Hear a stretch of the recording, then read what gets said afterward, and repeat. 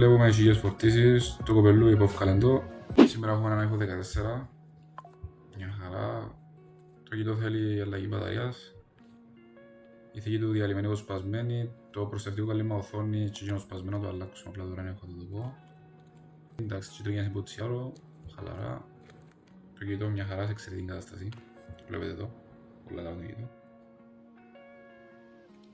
Και πρέπει τώρα να το ανοίξουμε από πίσω λόγω του ότι 14 πλάτ και όλοι 9-15 είναι μου πίσω. Για να είναι μπροστά από την οθόνη.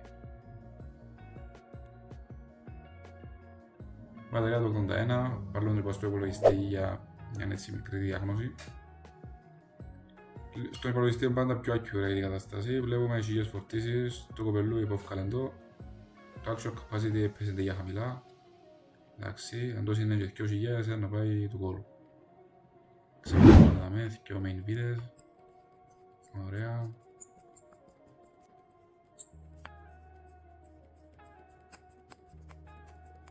Και βγάζουμε το έτσι χαλαρά. Ωραία. Ανοίξαμε το πίσω κάλυμμα. Σκοπός τώρα να βάλουμε αυτοκολλητούθηκια στις κάμερες για να μην μπει καμιά βρωμιά μέσα και να τις καταστρέψει, γιατί να ξέρετε ότι οι κάμερες είναι πολλά ευαίσθητες, χωρίς αστεία. Ωραία, ξεβιδώνουμε και τις δύο βίδες κάτω. Μια χαρά. Ωραία, σιγά σιγά και η μπαταρία. Ωραία.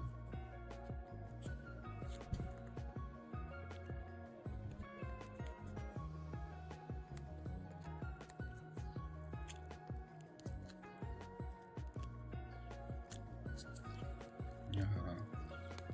Εδώ satisfying, εδώ σε έχω, σε κανόνισα μπρο. Μπαταρία μπήκε, μια χαρά. Βιδώνουμε. Εντάξει. Τώρα βγάζουμε τα αυτοκολλητά για μας. Ωραία. Υπάρχουν κι άλλα που έγιναν record, αλλά εντάξει δεν μπορείς να βάλουμε σε όλα μες στο βίντεο. Βιδώνουμε χαλαρά, για λίγο κομμάτι.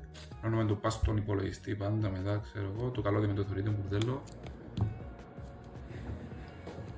Μια χαρά, charge times 0, αν ήταν παραπάνω να είχαμε θέμα, και actual capacity